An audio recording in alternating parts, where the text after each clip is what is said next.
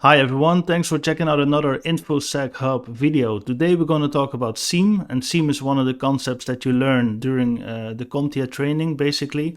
And I thought it was interesting enough to make a video about this. So what is a SIEM? A SIEM stands for Security Incidents and Event Management. And so you have either security incidents on the one hand, and on the other side you have the events. So a SIEM is used by security professionals or even the dedicated security team in the form of a security operations center. You can imagine big companies like Microsoft and Google, they all have their own SOC, maybe even, maybe a little bit smaller companies that operate worldwide, they have that as well, just to see what's happening to their infrastructure, to their IT infrastructure, I should say.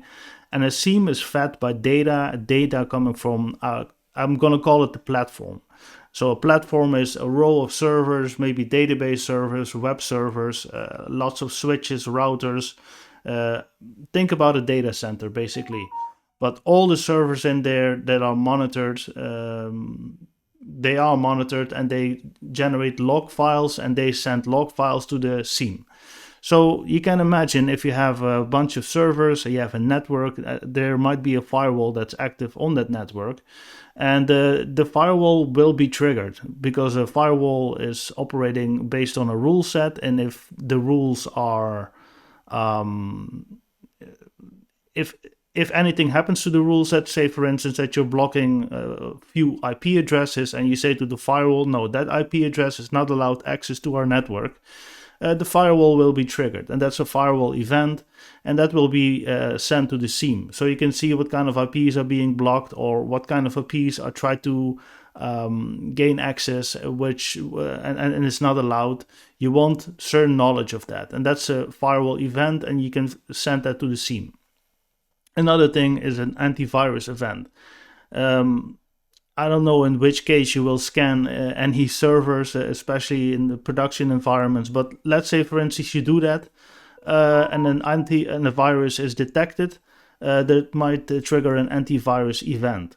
So if a virus is detected, it's an event. If a virus is placed in quarantine, it's an event. Then you have network information. Network information gives you information about the network. So what bandwidth is being used, at what capacity, how many requests are coming in, that kind of information. Just to know if your network can handle the amount of traffic that flows through your network, and if you need to make upgrades here and there, for instance. So based on that information, you can make decisions. An intrusion detection system works not by a rule set, but more like fingerprints. You have an attacker, a potential attacker might use a certain frequency of flow or steps that he takes to first they scan the object, then they check, for instance, what kind of version number it has, and he checks vulnerabilities. So he works in a certain flow. An intrusion detection system might see, hey, I'm being scanned now. There's a port scan going on. This is strange because it's something I'm not expecting. So it might trigger an alert as well that from a certain IP address, a port scan was launched, or somebody tried to log into an, let's say, for instance, SSH port or anything other than port 80, for instance, for web traffic. Is suspicious. So that might trigger something, and that has to be fed to the SIEM, so the Security Operations Center knows that something is going on.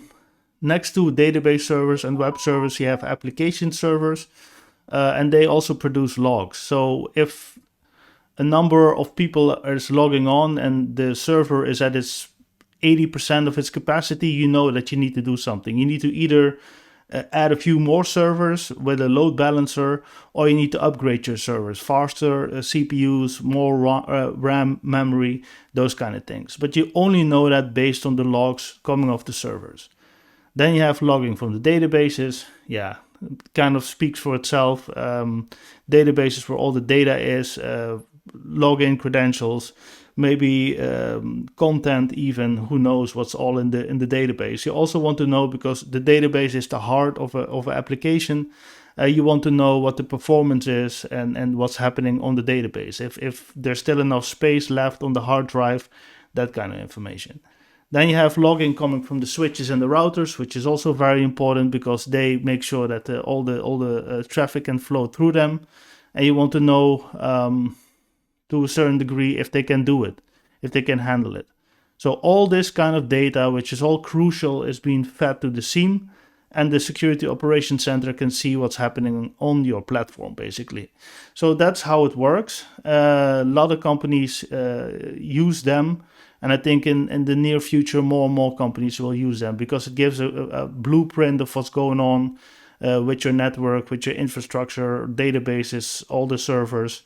It can even tell what kind of version numbers that you're on. Let's say, for instance, that there's a new patch, a security patch, and you see that at what level, what patch level the servers have, and what's the required patch level from a security standpoint and a compliance standpoint.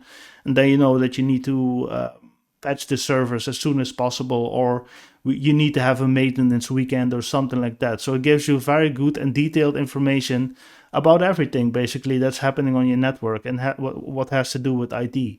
So this gives you just a great overview, a dashboard, and it's way easier to have a dashboard than actually logging into the servers and go to the log files yourself, because these log files are enormously big and it doesn't paint a good picture of what you want to know as a security professional or as a system administrator, basically.